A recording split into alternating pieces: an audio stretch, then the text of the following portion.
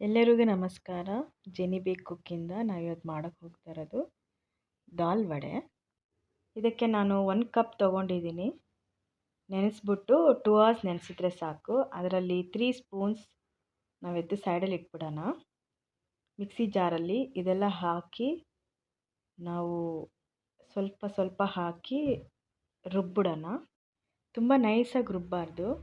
ನಾವು ಇಡ್ಲಿಗೆ ಯಾವ ಥರ ನಾವು ತಿಕ್ಕಾಗಿ ಎತ್ಕೊತೀವಿ ಆ ಥರ ರುಬ್ಬಬೇಕು. ಸೊ ಇದರಲ್ಲಿ ನಾವು 5 ಒಣಗಿದ ಮೆಣಸಿನ್ಕಾಯಿ, ಅದಾದಮೇಲೆ 1 ಟೀ ಸ್ಪೂನ್ ಸೋಂಪು ಹಾಕ್ತೀವಿ, ಮತ್ತು ಉಪ್ಪು 1 ಟೀ ಸ್ಪೂನ್ ಹಾಕಿದ್ದೀನಿ. ಇದರಲ್ಲಿ ನೀವು ಆಮೇಲೆ ಬೇಕಂದರೆ ಹಾಕ್ಕೊಳ್ಬೋದು. ಇದರಲ್ಲಿ ನಾನು ಈರುಳ್ಳಿ 1 ತೊಗೊಂಡಿದ್ದೀನಿ, ಮತ್ತು ಕರಿವೇಪಿಲೆ ಸ್ವಲ್ಪ ಸಾಕು. ಕೊತ್ತಂಬರಿ ಸೊಪ್ಪು 1 ಕೈಯಷ್ಟು ತೊಗೊಳ್ಳಿ, ತುಂಬ ಟೇಸ್ಟ್ ಕೊಡುತ್ತೆ. ನಾನು ಇದರಲ್ಲಿ 3 ಹಸಿಮೆಣಸಿನ್ಕಾಯಿ ತೊಗೊಂಡು ನಿಮ್ಮ ಖಾರ ಎಷ್ಟು ಬೇಕೋ ಅಷ್ಟು ಹಾಕ್ಕೊಳ್ಬೋದು.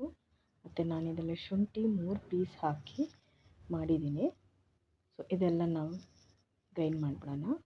ಮತ್ತು ಇದು ಗ್ರೈಂಡ್ ಮಾಡಿಬಿಟ್ಟು ದಾಲ್ ಗ್ರೈಂಡ್ ಮಾಡಿದ್ದೀನಿ, ಕನ್ಸಿಸ್ಟೆನ್ಸಿ ಸಾಕು. ಮತ್ತು ಇದು ಮಿಕ್ಸ್ ಮಾಡಿಬಿಟ್ಟು ನಾವು ರುಬ್ಬಿರೋದೆಲ್ಲ ಇವಾಗ ಮಿಕ್ಸ್ ಮಾಡಿಬಿಟ್ಟು ಒಂದು ಬೌಲಲ್ಲಿ ನಾವು ಈ ಟೈಮಲ್ಲಿ ನೀವು ಸಾಲ್ಟ್ ಎಷ್ಟು ಬೇಕಂದ್ರೆ ಹಾಕ್ಬೋದು, ಉಪ್ಪು. ಈ ಥರ ಉಂಡೆ ಥರ ಮಾಡಾದಮೇಲೆ ಕೈಯಲ್ಲಿ ಇಟ್ಬಿಟ್ಟು ಈ ಥರ ಲೈಟಾಗಿ ತಟ್ಟಿದ್ರೆ ಸಾಕು, ತುಂಬ ಏನು ಹೊತ್ತೋದು ಬೇಡ. ನೋಡಿ, ಈ ಥರ ಕನ್ಸಿಸ್ಟೆನ್ಸಿನಲ್ಲಿ ಬರಬೇಕು. ಇದೇ ಪರ್ಫೆಕ್ಟ್ ಕನ್ಸಿಸ್ಟೆನ್ಸಿ. ನಮಗೆ ಎಣ್ಣೆಲಿ ಹಾಕಿದ್ರೆ ಹಾಗೆ ನಿಮಗೆ ಕ್ರಿಸ್ಪಿಯಾಗಿ ಸಿಗುತ್ತೆ. ಸೊ ಮೀಡಿಯಮ್ ಫ್ಲೇಮಲ್ಲಿ ಯಾವಾಗಲೂ ಎಣ್ಣೆ ಇಟ್ಕೊಳ್ಳಿ. ಹಾಕ್ಬಿಟ್ಟು ಒಂದೊಂದಾಗಿ ನಾವು ಹಾಕಿ ತೊಗೊಳ್ಳೋಣ. ಸೊ ಇದರಲ್ಲಿ ನಿಮಗೆ ಹೈ ಫ್ಲೇಮಲ್ಲಿ ಹಾಕಿದರೆ ತುಂಬ ಕರ್ಗೋಗ್ಬಿಡುತ್ತೆ. ನೀವು ಲೋ ಫ್ಲೇಮಲ್ಲಿ ಇಟ್ಟು ಮಾಡಬೇಕು. ತುಂಬ ಕ್ರಿಸ್ಪಿಯಾಗಿರುತ್ತೆ. ಈವ್ನಿಂಗ್ ನಾವು ಟೀ ಜೊತೆ ಸ್ನ್ಯಾಕ್ಸ್ ಜೊತೆ ತಿನ್ಬೋದು.